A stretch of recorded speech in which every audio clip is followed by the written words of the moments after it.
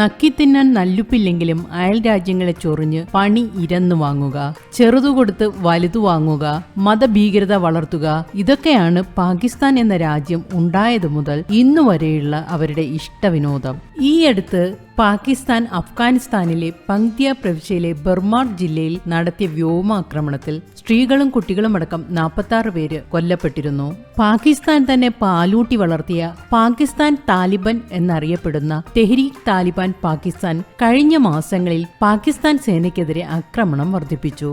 ഈ തീവ്രവാദികൾക്ക് അഭയം നൽകുന്നത് അഫ്ഗാൻ താലിബാൻ ആണെന്നാണ് പാകിസ്ഥാന്റെ വാദം. മതതീവ്രവാദം തലയ്ക്ക് പിടിച്ച താലിബാനികളാണ് അഫ്ഗാൻ ഭരിച്ചുകൊണ്ടിരിക്കുന്നത്. സ്ത്രീകളെ അടിച്ചമർത്തുകയും അവർക്ക് നേരെ പുതിയ പുതിയ നിയമങ്ങൾ പാസാക്കുകയും ചെയ്തുകൊണ്ട് കാലം കഴിക്കുകയായിരുന്നു താലിബാൻ. ഇങ്ങനെ ചിന്തിച്ചുകൊണ്ടിരിക്കുന്ന താലിബാൻ തീവ്രവാദികളുടെ നേരെയാണ് പാകിസ്ഥാന്റെ വ്യോമാക്രമണം. ഉടനെ തന്നെ താലിബാനികൾ കളത്തിലേക്ക് ചാടിയിറങ്ങുകയായിരുന്നു. അങ്ങനെ പാകിസ്ഥാൻ സൈന്യത്തിന് അഫ്ഗാനിസ്ഥാൻ കനത്ത തിരിച്ചടി നൽകി. പാകിസ്ഥാൻ ആർമിയുടെ 2 പോസ്റ്റുകൾ അവർ പിടിച്ചെടുത്തു. 19 പാക് സൈനികരെ കൊലപ്പെടുത്തി. വരും മണിക്കൂറിൽ കൂടുതൽ നാശനഷ്ടങ്ങൾ പാകിസ്ഥാന് സംഭവിക്കും എന്നാണ് വിവരം. പാകിസ്ഥാന്റെ മറ്റ് സൈനിക പോസ്റ്റുകളും അഫ്ഗാൻ ലക്ഷ്യമാക്കുന്നുണ്ട്. അതുപോലെ പാകിസ്ഥാന്റെ ഒളിത്താവളങ്ങളും അഫ്ഗാൻ സൈന്യം ലക്ഷ്യമിടുന്നുണ്ട്. തെക്കേ കിഴക്കൻ മേഖലയിലാണ് അഫ്ഗാൻ ആക്രമണം കടുപ്പിച്ചിരിക്കുന്നത്. അഫ്ഗാനിസ്ഥാൻ അത്യാധുനിക ആയുധങ്ങൾ ഉപയോഗിച്ചാണ് ആക്രമണം നടത്തുന്നത്.